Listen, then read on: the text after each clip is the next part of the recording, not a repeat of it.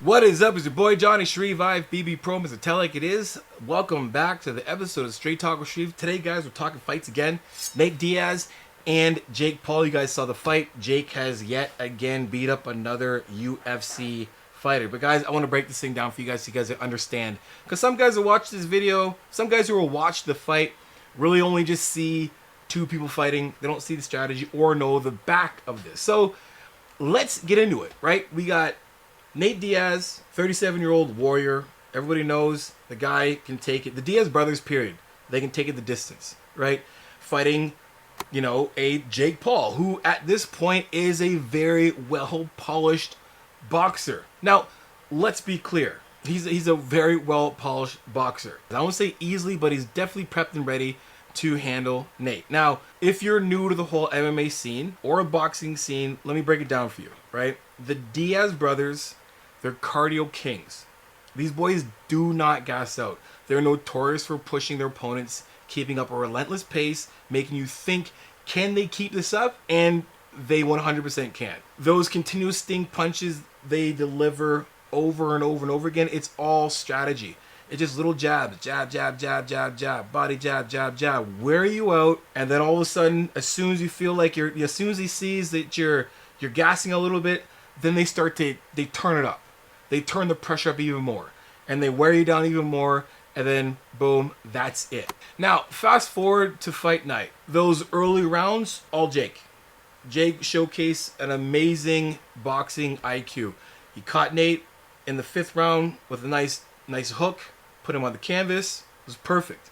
But obviously, in true fashion, Nate Diaz came back later in the rounds, pressuring slightly winded Jake. However, don't get it twisted. While Jake showed some signs of fatigue, he had enough in the tank to withstand Nate's relentless pressure. Every time Nate tried to up the ante with those signature low to mid power punches, Jake's stamina proved it could withstand the Diaz storm. In a nutshell, Jake Paul's training paid dividends. His cardio was tested, and while it was wavered a little bit, it never broke. It was enough to counter the unyielding pressure from Nate Diaz, earning him a hard-fought victory, and that, my friends, is basically how it went down.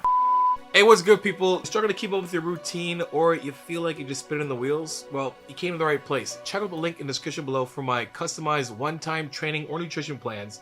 I'm also offering online coaching with weekly check-ins and unlimited contact with myself. And look, if you don't want to dive in right away and you have some questions, book yourself a video call with myself, and at the end of the consult, I deduct off any package that you pick.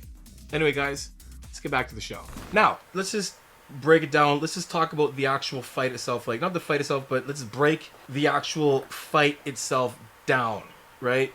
Nate had to fight up a weight class, 2 levels above where he typically fights. Imagine that. 2 weight classes. That's like playing on hard mode. Diaz's power, his speed, and his infamous cardio, all compromised. All of it. Why? Because he's in a bigger weight class. Now, he's not out of shape, but he's walking in there like he's literally walked in there with his natural weight. On the flip side, Jake, dude looked carved out of stone. True fight shape. Now, it's easy to look at Nate and say he's just chasing the bag. He's at the end of his career, he just wants some money. And hey, maybe he is, but aren't we all, in a way, doing the same thing? Like, man's looking for those opportunities, the ones that are going to help fill his pocket. Like, these boxers don't really make that much money.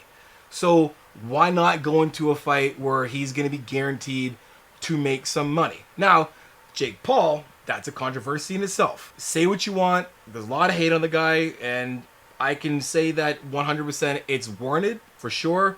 But I think at this point now it's becoming more jealousy.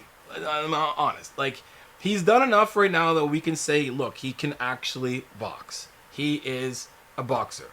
While the world might not see him as a championship belt holder, does it really matter? Does he really need to have a championship belt on his waist? It ain't just about the love of the game. There is a paycheck, the recognition, the glory, all factors.